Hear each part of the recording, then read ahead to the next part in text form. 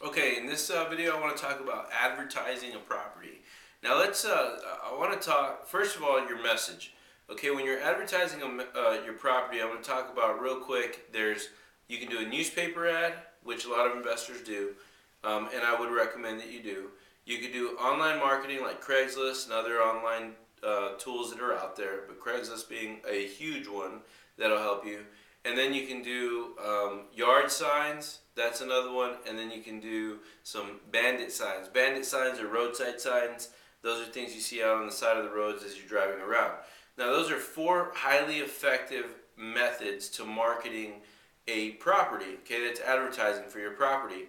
Now, I'm going to give you a few schools of thoughts on advertising the property, but let's start with the first thing you want to do is you want to construct a message. Typically, when I'm advertising a property, the first thing I think about is who is my audience, who is my client. So, for example, if I'm doing a lease to own property, a rent to own property, lease option property, whatever you want to call it, if I'm doing one of those types of properties, my message might be rent to own, or my message may be, why rent when you can buy. And what I'll do is I go and I do like headlines, and I'll do maybe like 20, and I'll write them all out and decide what I want. And for the most part now, after having done it for so long, I know which headlines I use for different properties. For example, one of the ways that I sell properties oftentimes is owner finance. And so my big headline is owner will finance, no banks needed. Obviously, I'm getting someone that'll call that knows that they don't, can't go through a bank, and I've got my perfect customer. Now, roadside signs, your yard signs, those are all very important. They should all kind of match up, all the same message for getting rid of that property.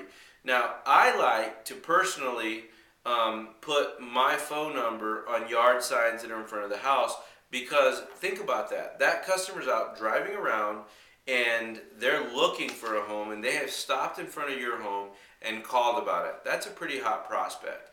Another school of thought is to have numbers go to a voice recording that's about 2 minutes long and kind of give a lot of information about the property. And if they're interested, then they take the next step. What that is a pre-qualification or a screening process where your prospective buyer has already been pre-screened by the time they call you. That's important. That can save a lot of time as well. Again, it depends on your exit strategy and who your audience is. In my case, where I can pretty much finance whoever I want, I don't really care. I just want the name and number. I'm trying to capture as many leads as possible, because they're not going to be calling unless they're looking for a home. And if they're looking for a home, I want their name and number and email address if I can get it these days. And that way I can constantly market to that individual. So there's a tip about advertising. The four things that I would recommend that you could do right off the bat is newspaper, roadside signs or bandit signs, yard signs, and online marketing. I hope that helps.